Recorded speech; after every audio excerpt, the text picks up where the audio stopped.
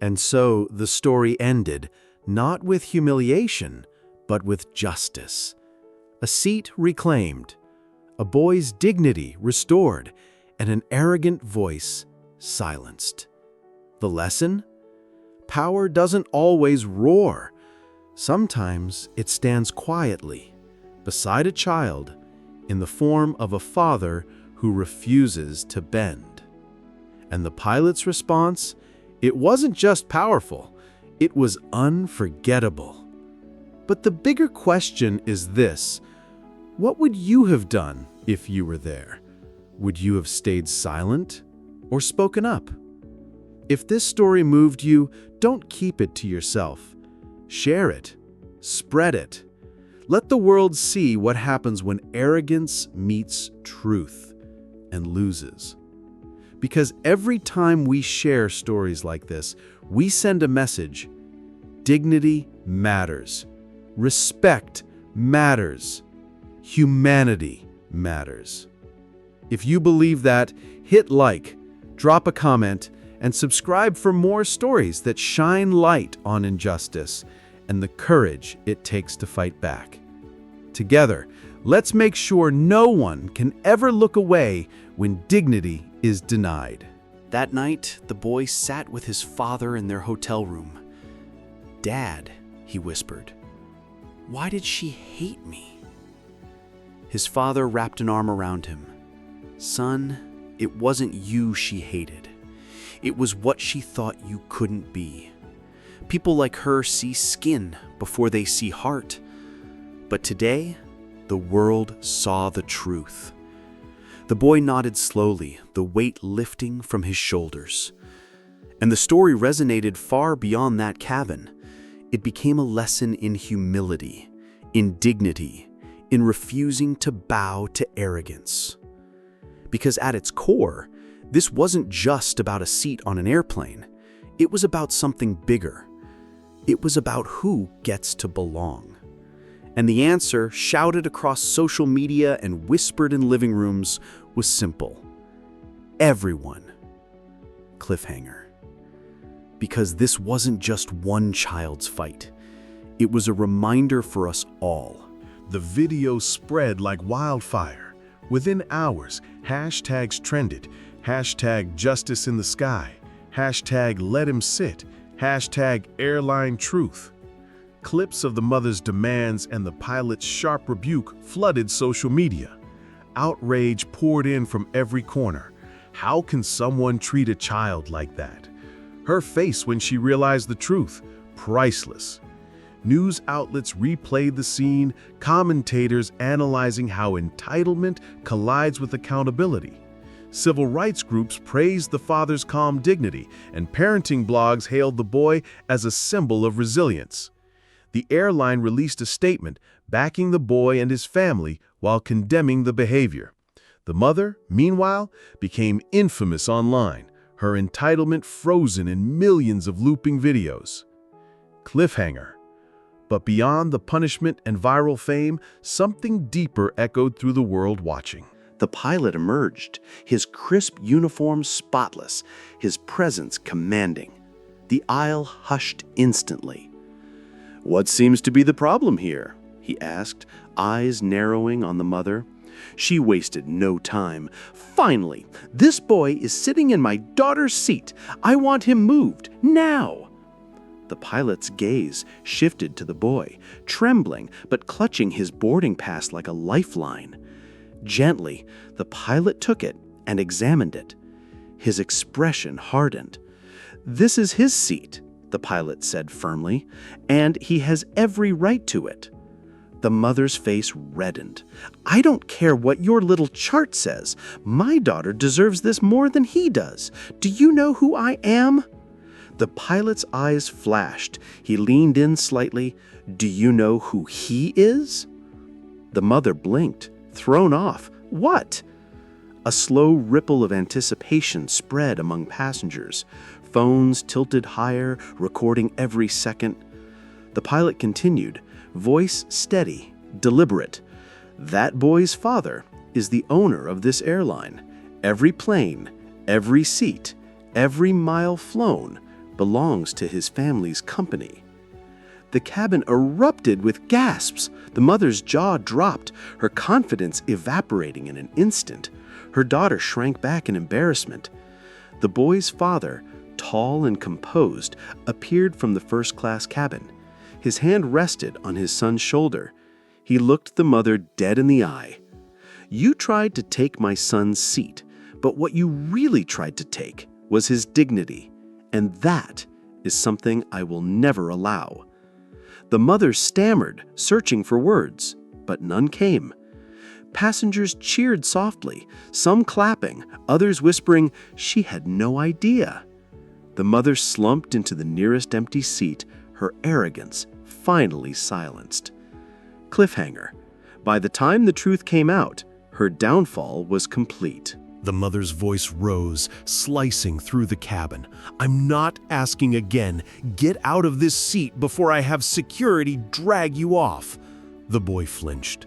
His knuckles turned white around the boarding pass. Passengers squirmed. Some shook their heads. Others whispered, "This is wrong." A woman near the aisle quietly said, "Leave him alone." But the mother snapped back, "Mind your own business." The flight attendant tried again. "Ma'am, please lower your voice. The seat belongs to him." But she scoffed. "Oh, please, look at him. He probably snuck into this seat. He doesn't belong here." Gasps filled the air. The boy's eyes welled up with tears, shame flooding his young face. It was the breaking point. A cruel spectacle that left everyone waiting, desperate for justice, for someone to step in. And then, from the cockpit, a door opened, footsteps echoed down the aisle, a commanding voice, calm yet sharp, cut through the noise. And in that instant, everything changed. The boy wasn't just another passenger. He was the son of a man who believed in dignity above everything.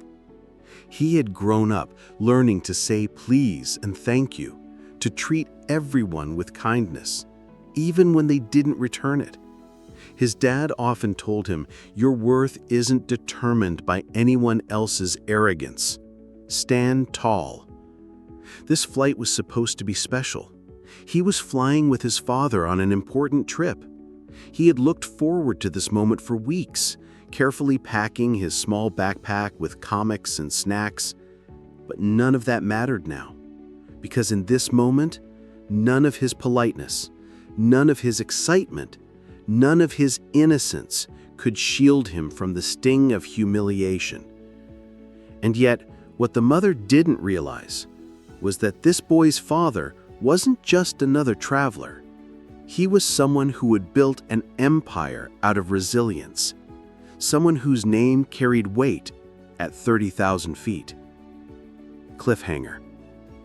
And it was that very strength, inherited and unspoken, that would soon dismantle the oppressor's arrogance. This mother wasn't new to scenes like this.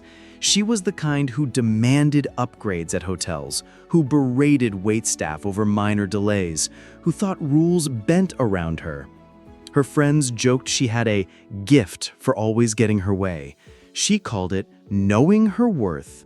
But in truth, it was entitlement, polished into arrogance.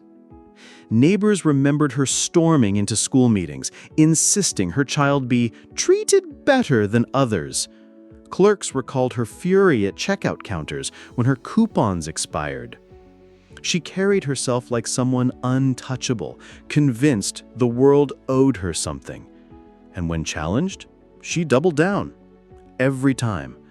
So, in her mind, what was a child's discomfort compared to her daughter's convenience? To her, this wasn't cruelty. It was just another victory waiting to be claimed. But this time, she had chosen the wrong target. Cliffhanger. Because what she didn't know was that her so-called easy target was not nearly as powerless as she assumed. The air inside the cabin thickened with tension. The mother folded her arms, her daughter smirking beside her, waiting for the boy to be displaced. "Look around," she sneered. "You're holding everyone up. Just move already." The boy swallowed hard, his cheeks burning.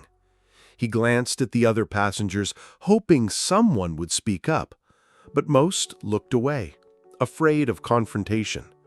A couple whispered, one muttering, "Unbelievable," while another tapped their phone, already uploading the video online.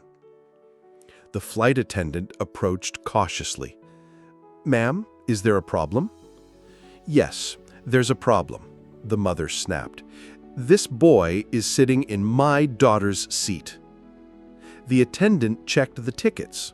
They matched. The boy was exactly where he was supposed to be. Yet the mother pressed harder. "I don't care what that ticket says. My daughter is not sitting in the back.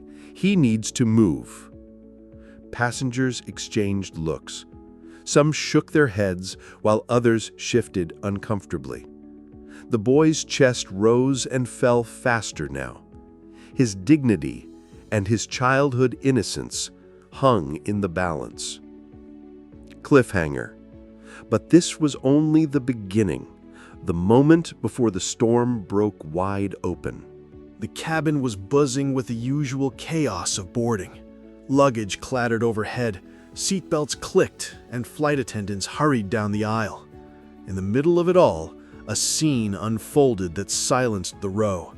A white mom, sharply dressed and radiating entitlement, loomed over a young black boy who was already seated.